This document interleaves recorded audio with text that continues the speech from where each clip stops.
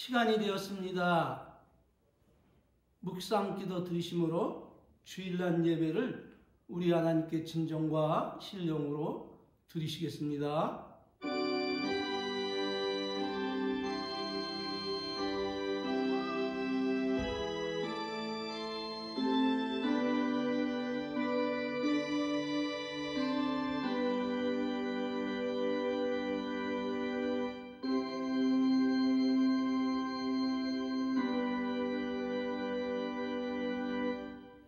하늘에 계신 주여, 내가 눈을 들어 주를 향하나이다.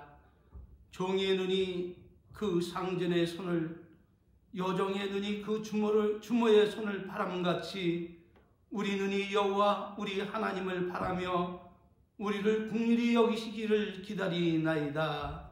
아멘. 다 같이 사도신경으로 신앙을 고백드리시겠습니다. 전능하사 천지를 만드신 하나님 아버지를 내가 믿사오며 그 외아들 우리 주 예수 그리스도를 믿사오니 이는 성령으로 잉태하사 동정녀 마리아에게 나시고 본디오 빌라도에게 고난을 받으사 십자가에 못 박혀 죽으시고 장사한 지 사흘 만에 죽은 자 가운데서 다시 살아나시며 하늘에 오르사 전능하신 하나님 우편에 앉아 계시다가 저리로서 산자와 죽은 자를 심판하러 오시리라. 성령을 믿사오며 거룩한 교회와 성도가 서로 교통하는 것과 죄를 사하여 주시는 것과 몸이 다시 사는 것과 영원히 사는 것을 믿사옵나이다. 아멘. 주님여 이 손을 꼭 잡고 가소서. 하고 피곤한 이 몸을 폭풍을 흑암속 치사 빛으로 손잡고 날 인도하소서.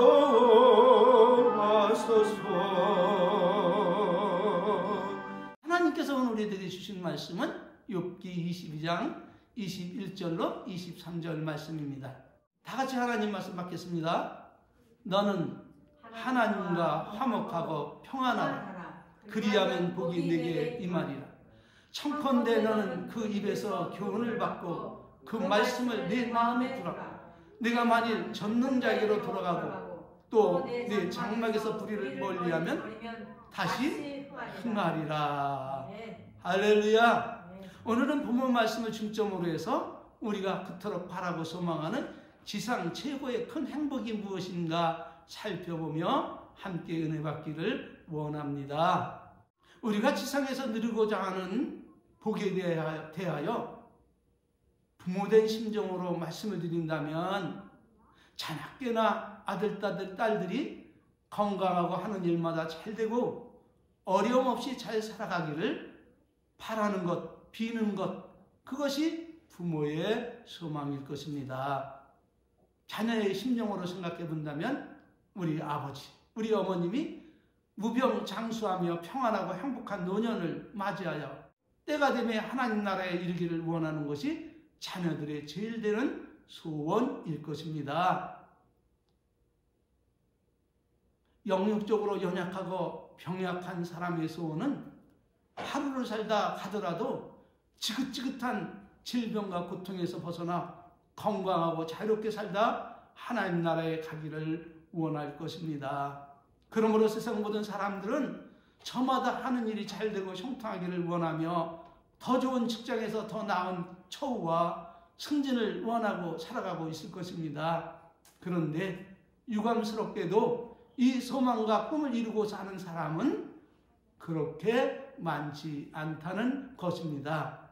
혹여 그 수많은 사람 중에 꿈을 이룬 사람이 있을지라도 나는 행복한 사람이다 이렇게 자신 있게 외치며 말하는 사람은 우리가 생각하는 것 같이 그렇게 많지를 않은 것 같습니다. 어째서 그럴까요? 그것은 다름 아닌 우리가 사는 이 세상은 죄와 허물로 얼룩진 불완전한 세상이라 그렇습니다. 거기에다 세상을 정화하며 행복한 세상을 만들어야 인간마저도 죄와 욕망으로 얼룩진 이기적인 삶을 살아가고 있기 때문에 그런 세상에서 나는 행복합니다. 나는 행복한 사람입니다. 이렇게 말할 사람은 우리가 생각하는 것 같이 그렇게 많지를 않다 말씀을 드린 것입니다. 그런데 이렇게 비극적인 상황에서 자신이 처한 처지와 형편과 상관없이 행복을 느끼고 살아가는 비결이 있다면 그것은 과연 무엇일까요? 답은 온전하고 완전한 가운데 계셔서 우리 인생을 도우시는 전지전능하시고 무소불위하신 영원불변하신 이 하나님께서 이 하나님의 도움을 바라보고 살아가는 것입니다. 그러므로 여러분은 이 불완전한 세상에서 행복한 삶을 진정으로 원하고 믿습니까? 그렇다면 복의 근원이신 하나님과 화목하고 평안하시기를 바랍니다. 왜냐하면 하나님께서 말씀하시기를 내가 그리하면 복이 내게 임하리라 이렇게 언약하고 계시기 때문입니다. 그렇다면 여기서 우리가 알아야 할 것이 무엇입니까? 그것은 다름 아닌 복의 근원이신 이 전지전능하신 하나님과 화목하고 그분과 평안한 관계를 지속해서 발전시키게 나가기 위해서는 우리가 어떻게 해야 될까요? 답은 복의 근원인 하나님을 경외하고 그 입에서 나오는 말씀을 받고 그 말씀을 마음에 두고 마음에 품고 살아가야 된다는 것입니다. 그리하면 하나님께서 우리들의 후손에게 복을 내려 강성하게 하시고 부유와 재물이 그 집에서 떠나지 않게 하시고 그 의가 영원히 머물게 하실 것을 약속하고 계시기 때문에 우리는 언제나 하나님을 경외하고 그분의 입에서 나오는 그 교훈을 받고 언제나 그 말씀을 마음에 품고 순종하며 실행하며 살아가야 됨을 믿으시길 바랍니다. 그러므로 우리가 어디서 무엇을 하든지 어떤 형편에 있든지 하는 일마다 잘되고 청등의 축복을 소망하고 있다면 앞서서 말씀드린 대로 복의 근원이신 하나님과 화목하고 그분의 계명을 힘써 행하며 살아야 될 줄 믿습니다. 또한 그렇게 살아가시기를 주의 이름으로 축원합니다. 그러므로 여기서 우리가 알아야 할 것이 무엇입니까? 그것은 하나님의 복된 말씀을 우리가 다 알고 꿰뚫어 보고 있을지라도 이 한 가지가 없으면 아무 소용이 없고 무용지물이 된다는 것입니다. 그렇다면 그것은 무엇일까요? 그것은 다름 아닌 하나님에 대한 확고한 신뢰와 순종, 즉 행함입니다. 그러므로 하나님은 이 복을 사모하는 자들에게 무엇을 교훈하고 계십니까? 히브리서 11장 6절 다 같이 받겠습니다. 믿음이 없이는 기쁘시게 못하나니 하나님께 나가는 자는 반드시 그가 계신 것과 또한 그가 자기를 찾는 자들에게 무엇을 주시니심을 믿으라. 그렇죠. 상 주는 이심을 믿으라. 믿어야 할지라.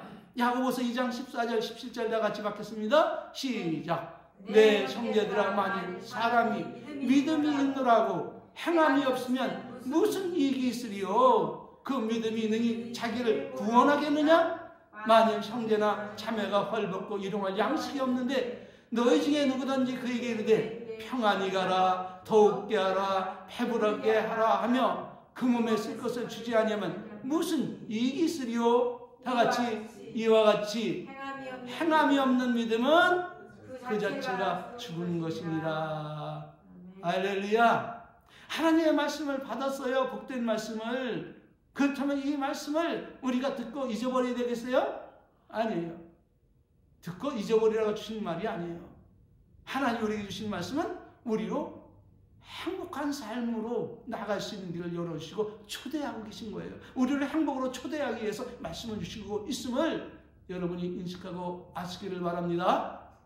야곱에게는 12명의 아들이 있었는데 그중 11째 요셉은 유독 하나님을 경외하고 살아가는 아들이었습니다.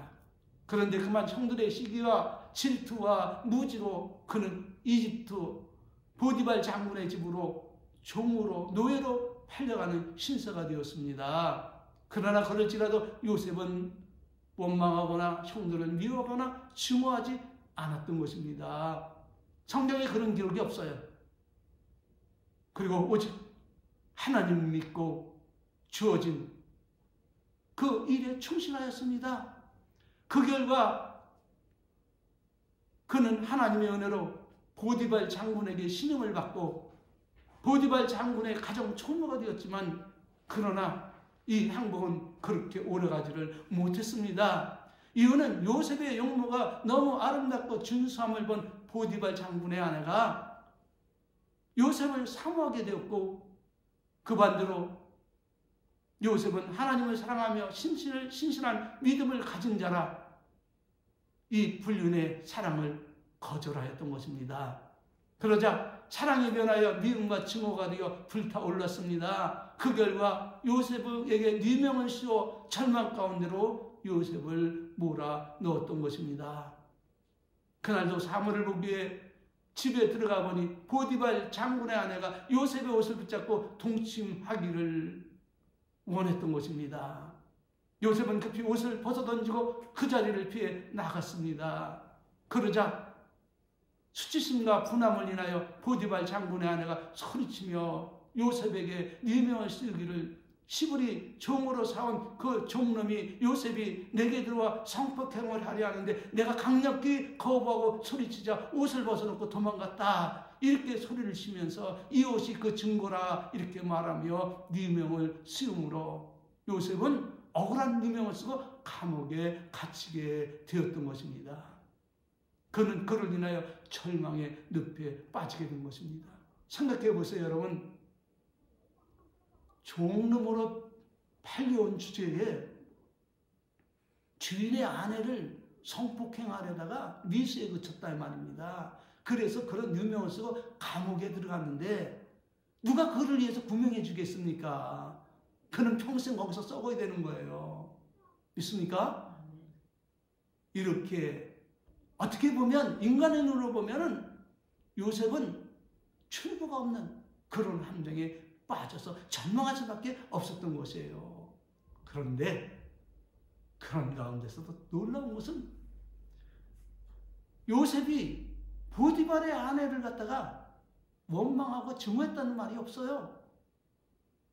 그리고 그가 애굽의 국무총리가 됐는데 그럴지라도 그 원수를 갚았다는 말이 성경에 기록되질 않았어요. 할렐루야. 그는 주어진 운명에 순종하고 하나님을 바라보며 충실했던 거예요. 할렐루야.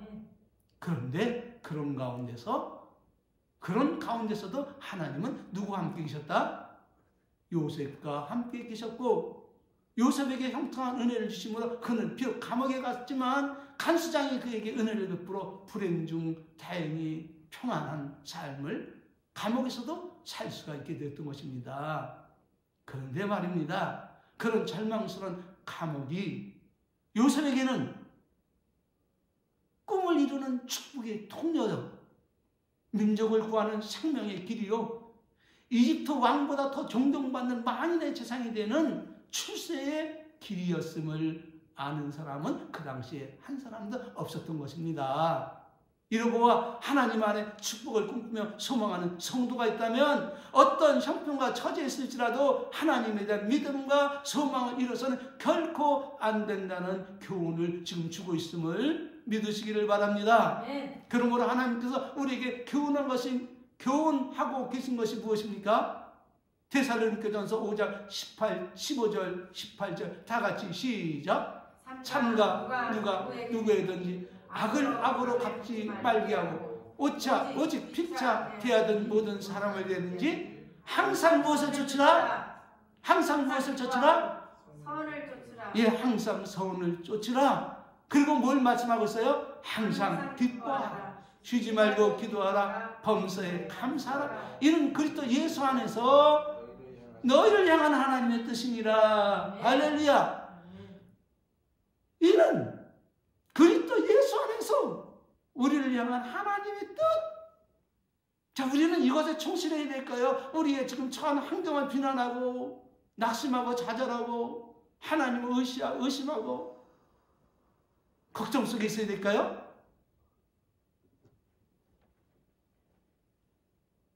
그러므로 사랑하는 의의 성도 여러분, 여러분이 어디서 무엇을 하든지 어떤 형편에 있든지 정말로 형통하기를 원합니까? 그렇다면 모든 꿈과 소망을 하나님께 맡기고 오직 하나님과 화목하고 그분과 평안하기를 힘쓰시기를 바랍니다. 그러면 하나님께서 우리가 어디에 있든지 또 어떤 형편에 있든지 요셉같이 우리를 돌보아 주시고 형통한 길로 인도하실 것입니다. 그러므로 결코 잊지 말아야 할 오늘의 교훈은 무엇입니까? 원치 아니게도 불행이 불청객처럼 찾아와 우리를 위협하고 공격하고 힘들게 하고 지치게 할 때 우리가 그 불행에서 벗어나 이전보다 더 형통한 복된 삶을 살 수 있는 그 참된 비결이 있다면 그것은 다름 아닌 하나님 우리를 위해 하실 일에 대하여 걱정하지 말고 우리의 할 일인 복의 근원이신 하나님을 사랑하고 그분과 화목하고 그분 안에서 평안을 유지하기 위해서 마음을 다하고 뜻을 다하고 정성을 다해 여호와 하나님을 경외하고 그 계명을 크게 즐거워해야 한다는 사실을 여러분 잊지 마시기를 바랍니다. 그러므로 시편 기자는 이렇게 교훈합니다. 시편 112편 1절 3절 다 같이 시작. 할렐루야 여호와를 경외하며 그 계명을 크게 즐거워하는 자는 복이 있도다. 그 후손이 땅에서 강성하며 정직한 자의 후대가 복이 있으리로다. 부요와 재물이 그 집에 있으며 그 의가 영원히 있으리로다. 이렇게 교훈하시고 언약하시고 축복하고 있음을 믿으시기를 바랍니다. 그러므로 우리가 하나님을 즐겨 순종하면 언약하신 그 말씀의 축복이 우리에게 다가오겠지만 그러나 반대로 이 복되신 하나님의 사랑을 거절하고 배반하며 멀리하면 복상 망하게 된다는 사실도 잊지 말고 기억하며 살아가시기를 바랍니다. 이사야 1장 19절 20절 시작. 너희가 즐겨 순종하면 땅의 아름다운 소산을 먹을 것이요 너희가 거절하며 배반하면 칼에 삼키리라. 여호와의 입의 말씀이니라. 할렐루야. 그러므로 크게 두 번째로 그리스도 안에서 행복한 삶을 형통한 삶을 살기를 원하는 자가 있다면 모든 불의를 멀리 버리고 전능자에게로 돌아가 그 안에 살아가야 됨을 믿으시길 바랍니다. 무엇을 말씀하시는 것입니까? 그것은 다름 아닌 우리가 예수를 믿고 구원을 받았다고 구원이 완성되어서 제 마음 제 뜻대로 자신을 방탕에 방임하며 자유롭게 살아도 죄와 상관없이 구원을 받고 영생방락을 누리게 된다는 것은 결코 아니라 그런 말입니다. 그렇기 때문에 예수를 믿음으로 의에 이르고 입으로 시인함으로 구원의 판결에 들어서게 되었다면 그날부터 주님 나라에 이르기까지 모든 그리스도인들은 불의를 멀리하고 그리고 성령을 따라 행하며 그 말씀 안에 살아가야 그 복되고 아름다운 나라에 이르러 영생 복락을 영원토록 누리게 된다는 말씀입니다. 그러므로 욥의 친구 엘리바스는 세상에서 가장 혹독한 시험을 받는 욥에게 이런 말을 합니다. 욥기 22장 21절 28절로 보면 말씀이죠. 너는 누구와 화목하라? 하나님과 화목하고 평안한 그리한 복이 내게 임하리라. 청컨대 넌 그 입에 교훈을 받고 그 말씀을 내 마음에 두라. 네가 만약 전능자에게로 돌아가고 또 네 장막에서 불의를 멀리 버리면 너는 다시 흥하리라. 이렇게 말한 거예요. 내 보배를 진토해버리고 오빌의 금을 강가에 돌에 버리라. 그리하면 전능자가 내 보배가 되시며 내게 귀한 은이 되시리니 이에 내가 전능자를 기뻐하여 하나님께로 얼굴을 둘 것이라. 나는 그에게 기도하겠고 그는 들으실 것이며 너의 소원하는 것을 내게 갚으리라. 네가 무엇을 경영하면 이루어질 것이요 내 길에 빛이 비추리라. 아멘. 할렐루야. 물론 이 말은 의로운 삶을 살아가다가 영문도 모르고 그냥 시험을 받는 욥에게는 그렇게 큰 위로가 되지 않았지만 그러나 이 시대를 살아가는 모든 성도들에게는 이 교훈은 시대를 초월하여 아주 딱 맞는 맞춤형 교훈의 말씀임을 믿으시기를 바랍니다. 그러므로 여러분은 하늘의 신령한 복과 땅의 아름다운 복을 찾아선선 유전하며 살기를 원하십니까? 그렇다면 언제나 하나님과 화목하고 그 입에서 교훈을 받고 항상 그 말씀을 마음에 품고 순종함으로 하나님과 평안하시기를 바랍니다. 복의 근원이신 하나님과 다투며 싸우고 불순종해서 그 복이 우리에게 오겠습니까? 결코 아니죠. 그럼에도 불구하고 많은 사람들은 자기 마음대로 안 되면 자기 뜻대로 안 된다고 불평하고 원망하고 하나님을 멀리하고 스스로 믿음에서 파손되어서 세상에서 방황하고 살아가고 있는 현실을 보면 너무나도 안타깝습니다.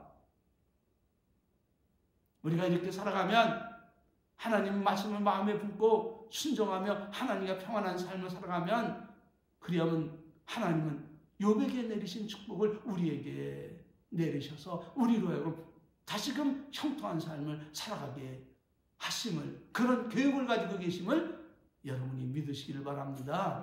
그래서 우리가 구해야 할 것이 무엇이냐? 하나님 마음을 내게 주소서. 예수님의 마음을 내게 주소서. 성령님이 하시는 일을 내게 알려주소서. 주님과 하나 되게 하옵소서. 저는 그렇게 기도해요. 그러니까 이 모든 말씀이 이렇게 깊이 보이고 있는 것입니다.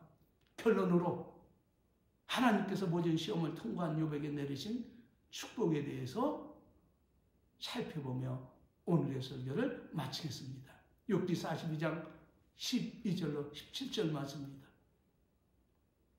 여호와께서 욥의 모년에 복을 주사 처음 복보다 더 많게 하시니 그가 양 1,400가 약대 6,000과 소 1,000결이와 암나귀 1,000을 두었고 또 아들 7과 딸 3을 낳았으며 그가 첫째 딸은 여미아라 이름하였고 둘째 딸은 구시아라 이름하였고 셋째 딸은 게렌 합북이라 이름하였으니 천국 중에 욥의 딸들처럼 아리따운 여자가 없었더라.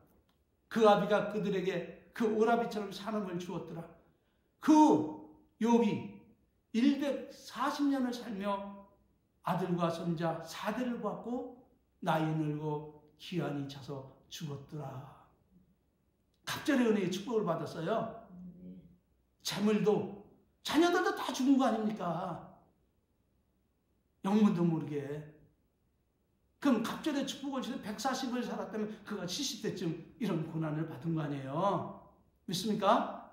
근데 하나님은 그에게 모든 고난과 시험을 이긴 후에 하나님 그에게 갑절의 축복을 주셨음이 성경 역사에 이렇게 기록되어 있음을 믿으시길 바랍니다.